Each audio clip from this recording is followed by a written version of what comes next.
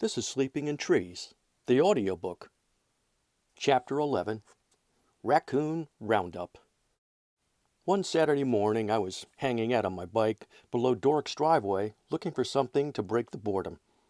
It was another in a string of hot, humid, sunny days we had for about 7 months of the year. If it did rain, to break up the monotony of it all, it would happen in the late afternoon. It took most of the day for towering 60,000-foot cumulonimbus clouds to blossom up over the Everglades and slowly begin their plodding march east. They drifted towards us like the roving aftermath of an atomic blast and were truly stunning visual experiences. The billowing clouds were our Rockies, or our Smokies, the only meaningful visual above the tree line we had, and they arrived most afternoons right on schedule. At least our mountain ranges shifted in form and appearance every day. They could also make explosive and thunderous sounds from time to time and cool us off with torrential and usually brief blasts of rain exploding from the sky, a billion drops the size of quarters. From across the street and through his ratty hedge wandered little Billy. He was younger than my core crew, but from time to time we did things together. His brother and sister were much older, and he didn't seem to really have many friends in the neighborhood. As kids go, he was a bit of a lost soul, and operated in a kind of twilight zone. That day he had a problem, and came straight to me for help with a look of serious concern on his face. His dad was flying somewhere in the Far East. He was a pilot for a commercial airline, and wouldn't be back for days, which was a normal affair. His mother, Betty, had let one of the pet raccoons slip out of the house, and the critter had somehow entered an open crawl space underneath it. The coon was now rummaging around below, day and night, mostly night, which was beginning to drive Betty a bit batty. Based on my few interactions with her, it was unlikely to take much more than a small nudge to get her there. She asked little Billy if he could enlist one of his neighborhood friends to help remove her special coon and get him safely back inside the house where he belonged. While we had pest control professionals, like the Orkin man, who tried to control ants, cockroaches, scorpions, and other small vermin, if one had a large-sized critter challenge, neighborhood boys were usually deployed. Little Billy had come to the right place. We sat for a few minutes in the shade of a couple of pines in Dork's front yard and analyzed the situation. We plucked out long blades of green grass and chewed on the moist and sweet tips that attached to the tufts in the sod. I did most of the analysis, and little Billy sat and listened close by. After assessing the challenge from several angles, we concluded that there was only one surefire way to get a raccoon out of a tight space. We would have to flush him out. I'd been around enough angry coons to know that a frontal assault under a dark house was not on the short list of things I'd like to do. Besides, there were probably other unpleasant occupants lurking within.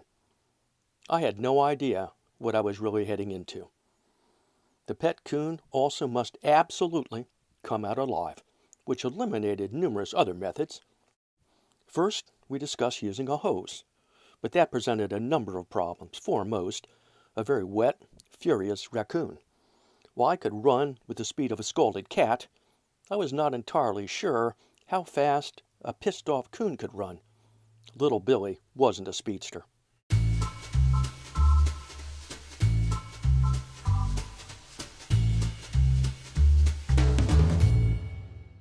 Eureka! Of course! Why had I not considered the solution sooner? Just a few days earlier, I had received my monthly shipment of pyrotechnic supplies in the mail. Earlier that summer, while getting my hair cut at the local barber, I thumbed through a copy of Field and Stream magazine. I noticed a small ad in the back pages promoting the sale of all the chemicals one needed to build bombs at home. Forget about buying expensive cherry bombs and M80s on the street. They were illegal anyway. The ad suggested, with the simple materials shipped separately and inertly directly to your door, soon you would be safely building your own recreational bombs. Only your imagination would limit your creations with the materials acquired legally and inexpensively through the magic of mail order. I was sold. Mom loved mail order, so she was soon writing checks to keep me in good supply of flash and smoke powder, plus long coils of waterproof fuse to light it all up. At the time, my father was deep into an invention of some sort, so it is not entirely clear to what extent he even was aware of my new hobby. Mom had probably just forgotten to mention it. My favorite chemical was the smoke powder. When placed in a tight container with a small opening and ignited, it burned quickly, but not explosively, and produced an intense and massive amount of thick, cream-colored smoke. Billowing, acrid, sulfur-infused smoke in copious amounts spewed forth. Once they saw a few demos, my neighborhood crew began to discuss and review all manner of applications for these exciting new smoky devices. I explained to little Billy that the most sophisticated and effective flushing tool would be one of my smoke bombs. It was clean and efficient.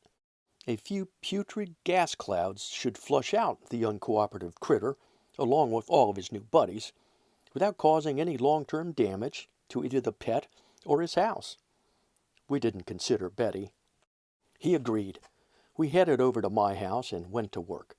I hid all of my explosive chemicals in numerous spots around my bedroom so Lobster wouldn't pilfer them. Years later, I learned that Mr. Horrible had quietly taken up my hobby, and in retrospect, I should have been more worried about his light fingers when near my pyrotechnic supplies. My preference for bomb containers was aluminum 35mm film cans. They had a secure top, were easy to drill a hole through, and one could find them anywhere. My dad was a photographer, so I had a plentiful supply. Little Billy and I quickly assembled one, filling it to the brim with the beige smoke powder. We screwed on the cap and cut a 1-foot piece of red waterproof fuse. I inserted it well into the can and secured it at the top with a soft piece of juicy fruit. We were ready to implement the flush.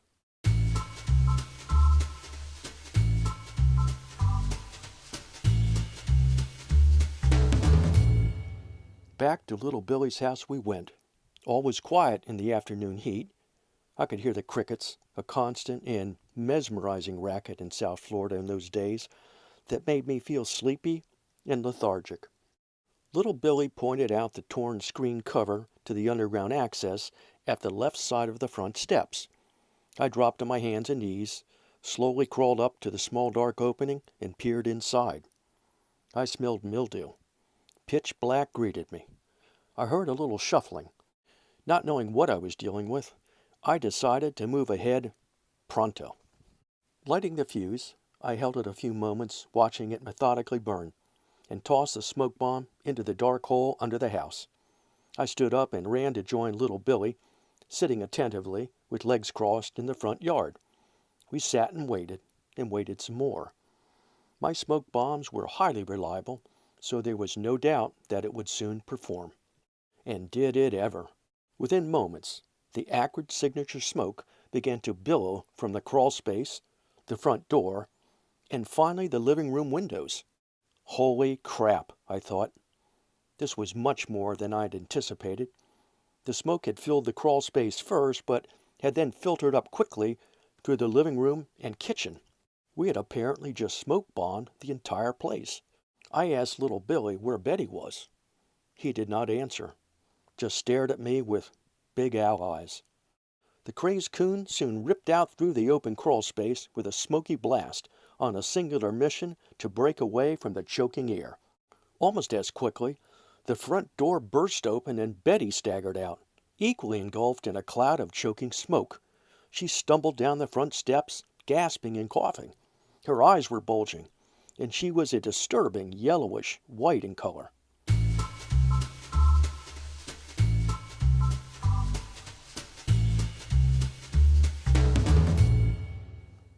She staggered forward, spun once, and collapsed on the ground right in front of us.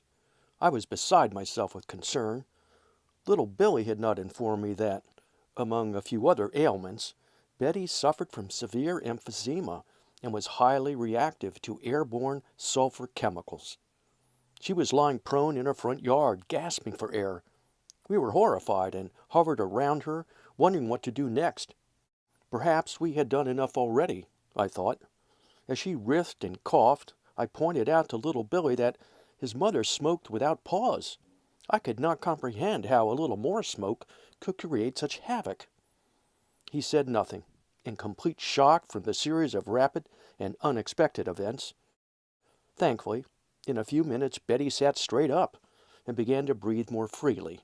She was going to make it. Somewhat flustered and angry, she was also happy to be alive and to know that her coon was out from under the house. She asked where we thought he might be, and more importantly, when he might be home. Little Billy and I sighed in relief and said nothing more. As for the coon, he was clearly not in the area. We'd last glimpsed him tearing through the hedge around the side of the house. I assume he eventually recovered from his fright.